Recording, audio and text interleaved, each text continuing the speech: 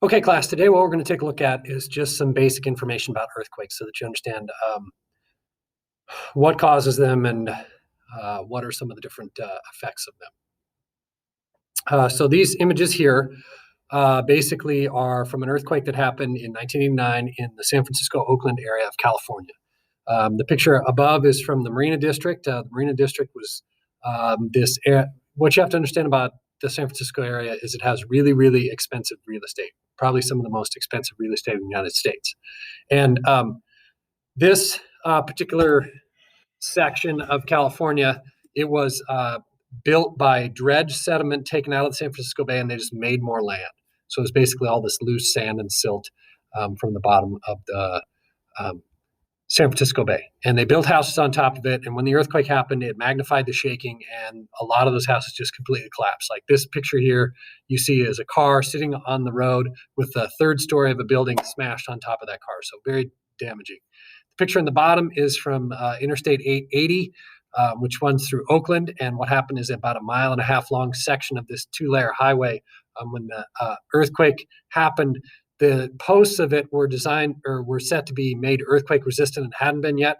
The shaking happened and all the rebar held as it swayed, but the concrete crumbled out, and so it collapsed, and about a 1.5 mile long section pancaked one on top of the other. And this is actually where most of the people died as a result of this earthquake, was in this collapsed section of interstate. So earthquakes, they're caused by, they're the shaking of the earth surface. They're caused by a buildup of stress on two sides of a fault. They're trying to move, but they're stuck. And when they finally do release and move, they give off seismic waves. And this can change the surface of the earth. And that's what we're looking at, some things that change the surface of the earth. And they can also lead to great destruction. So you're going to be taking these notes on this note sheet here. We're going to be working on this top half right here. So make sure you fill everything out as you're going along, and we'll do great. Okay, so what are some of the features, the parts that make up an earthquake, or the areas in an earthquake itself? So the first, of course, you've probably heard of is a fault. This is the crack in the ground that the rock layers can move along, and that's what essentially leads to the release of the energy. Now, there's an area called the focus. You can see it in both diagrams here. One of the diagrams is just like the one in your notes, except it has labels on it that yours doesn't have, and you'll need to put those labels on your diagram. The focus is the point underground on that fault where the fault first moves and breaks, and that's called the focus. Directly above that is the epicenter. This is what you typically hear about after an earthquake, is where the epicenter is. And this is the point directly above the focus on the surface. And the reason why you hear about this is because that's where the most damage occurs after an earthquake. And then the last thing is seismic waves. And seismic waves are the energy that is released, that was the potential energy where the two sides of the fault are stuck and they're not moving.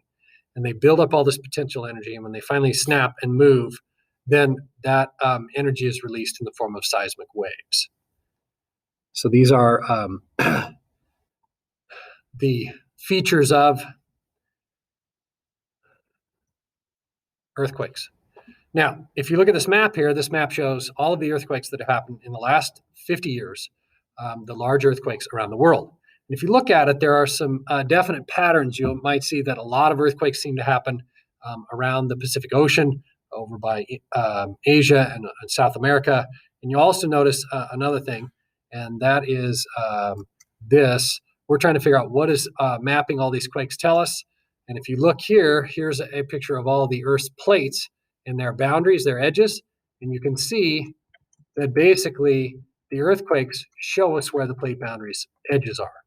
So that's one of the values in understanding that.